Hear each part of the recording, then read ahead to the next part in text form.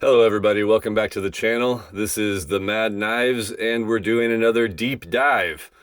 A Mad Knives deep dive, if you will, and this one is about the art style of the universe. Show the logo, play the music. So we've talked about story and music and characters a little bit, and today we're going to talk about the visual language of this whole project. We're going to focus on the first movie mostly. So the idea here, essentially the core idea to how this all is going to look is that the style is informed by what's going on in the story. So story first, making up cool style stuff later. So a brief very small recap without any spoilers. The whole story of the Mad Knives is that a rogue planet is found to be on a certain collision course with Earth, and as a result, the entirety of humanity all around the globe has decided to escape the planet, and the many world governments have agreed on spaceship designs and methodologies to get everybody off of the earth in a safe way and in a way that makes it so everybody can still interact with each other once they're actually out in space. So these are the ideas that are informing how everything looks, and essentially there are right now at least 3 little pockets of inspiration for how the world is going to look. So let's go over those 3 variables. The first one, and this is going to sound a little weird, is patches. So I'm going to show some of the inspiration images while we talk about all this stuff. So the first thing that was really getting me thinking about this whole project was patches, and I was thinking, like, when astronauts go to outer space in real life, there are often like shoulder patches that go on the spacesuits for the specific mission, right? So I found some old patches of space missions that I thought looked cool and had kind of the right style and design, and also old patches from motorcycle clubs.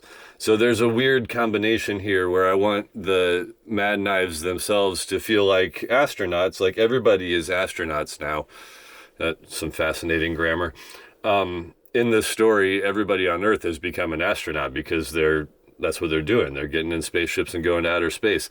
But specifically in the Mad Knives story, as people start to lose the handle and things get a little interesting on the spaceship, they begin to behave a little more like outlaws, right? So the space patch in the beginning sort of giving way to patches from motorcycle clubs. And that's where the inspiration for the Mad Knives logo comes from. That's actually the patch that they all are wearing by the end of the story, at least. So patches are a big place where I was looking for design inspiration, and that came right from the story. Like, everybody's going to have mission patches. So the next thing I wanted to look at and talk about as far as inspiration goes would be space suits.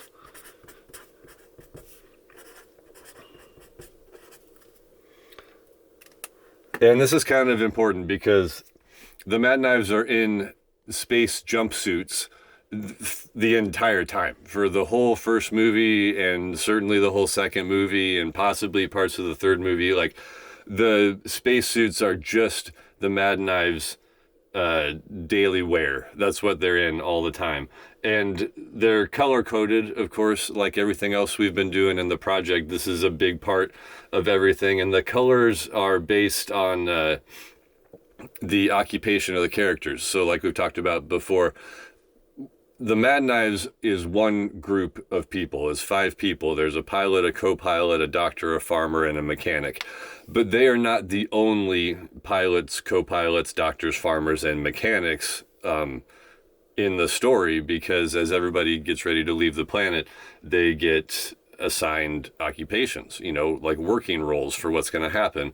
And those occupations are color coded. So all of the pilots are in dark blue. All of the co-pilots are in light blue.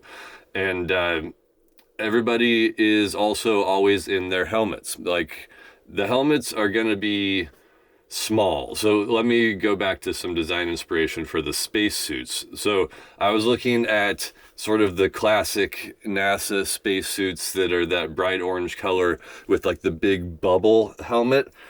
And those were giving me some inspiration, but I also found these toys from the 70s, like these little astronaut toys, and I don't really know what they're called or who makes them or where they're from, but I like the way these look because they're a little more compact, right? Like, I don't imagine the Mad Knives in these big giant suits with all of the like ports all over them and the mini zippers and everything, because things are going to be a little more basic and rudimentary because of how fast everything was thrown together and built and organized to get everybody off the planet. But what I like about these toys is the helmets, how small the helmets are. They're very like close, you know, they aren't these big fishbowl things. And I also like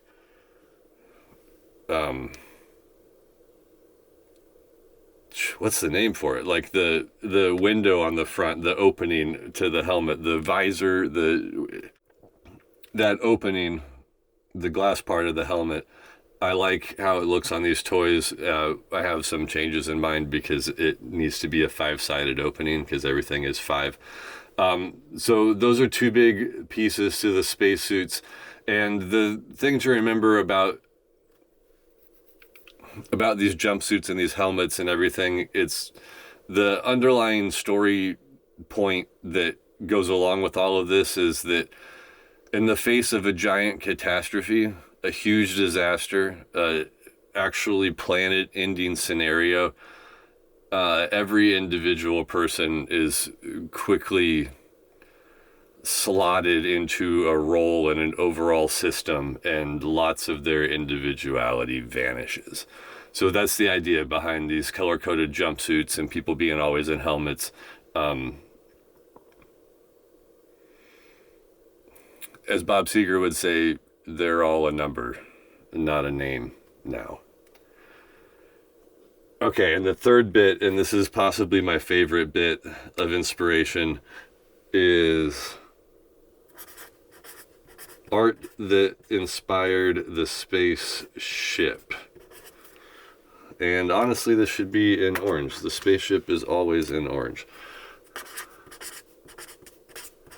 So there are a lot of different things that inspired how this spaceship looks, and I have a lot of ideas about it. But the key to all of this is that it still springs from the story. So in the story, a rogue planet is going to collide with Earth. So Earth is gone. Earth is toast. Like, it's certain doom. The planet is going to be obliterated. So the first thing that everybody realizes is we no longer have to try to protect it or save it or keep it nice for our future. There is no future. So in order to get everybody off of the Earth, it's going to require a tremendous amount of resources and design and building and raw materials, right? So it becomes clear that the first thing that we should be doing is quickly denuding Earth of all its resources. So forests are being clear cut in thousands of acre chunks. Resources are being mined, dug out of the earth, all of the materials that we need for the metal and whatever rudimentary communication devices need, whatever types of raw materials. So like the whole planet is just all of a sudden being harvested, every last bit of it.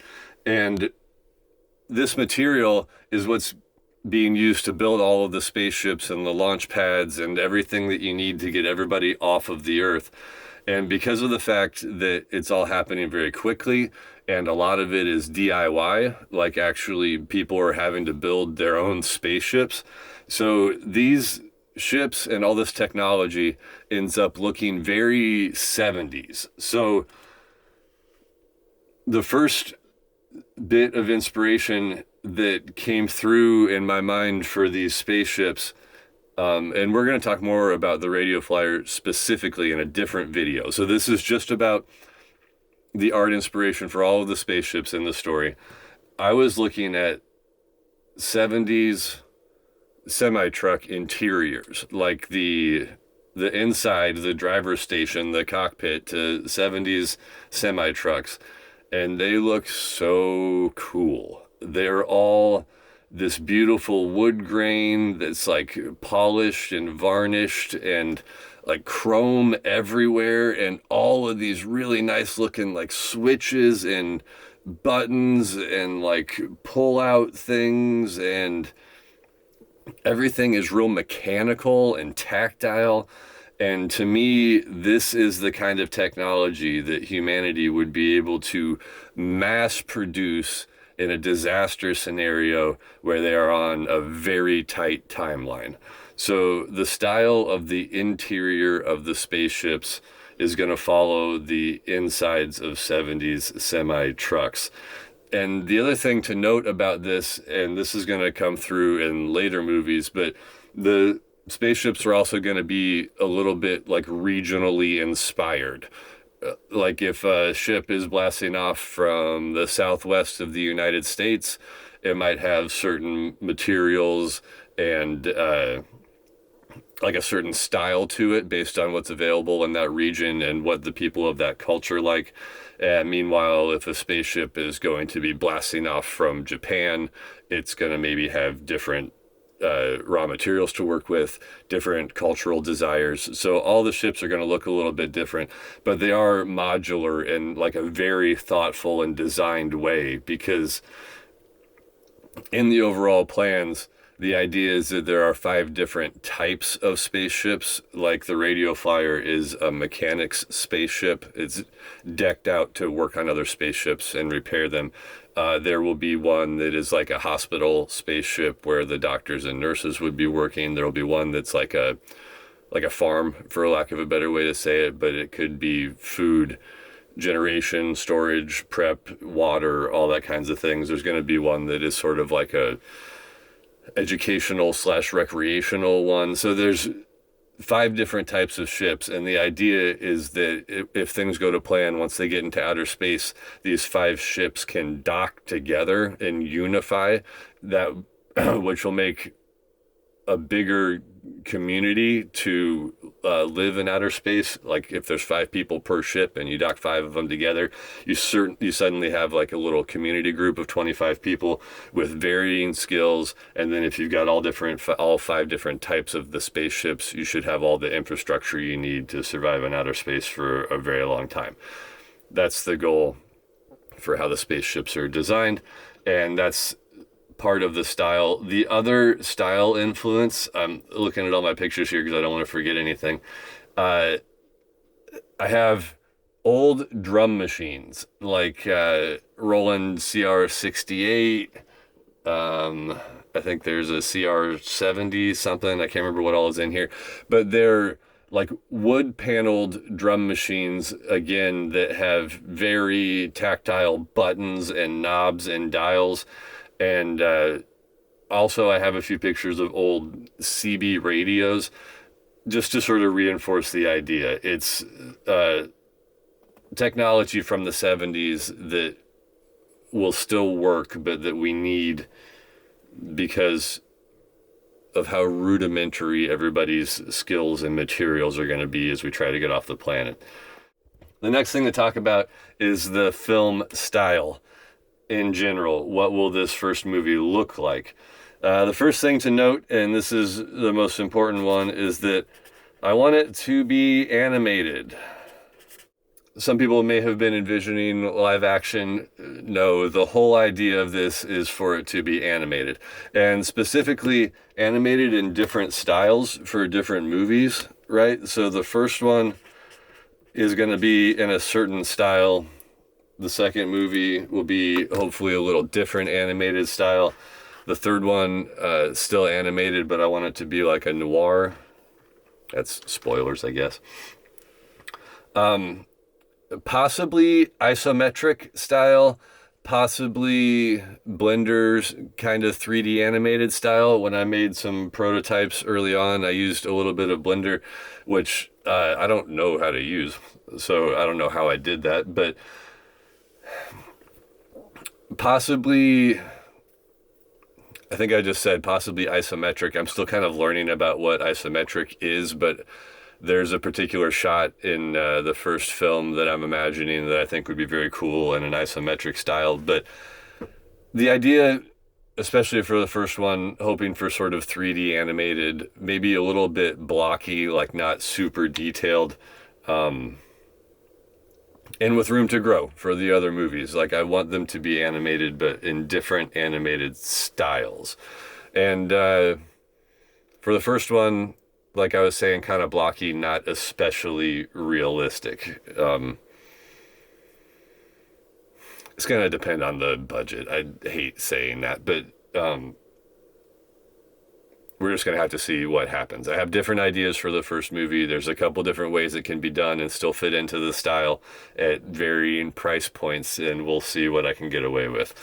So the main ideas, as a sort of a wrap up here, is that all these style elements, all of this stuff that I've shown that is inspiring it, and all the ways I'm imagining how this will look in my mind, these elements all come from the story itself. They're not necessarily just because I think they will look cool. Some of them are, but most of them are informed by the story, like the challenges that the characters are going to run into because of the scenario, and at least sort of realistically what would happen if we discovered that a whole rogue planet was on a collision course with Earth. I think that's it. I think that's all I wanted to show you today. So this has been a Mad Knives deep dive about the art style of the universe and the project.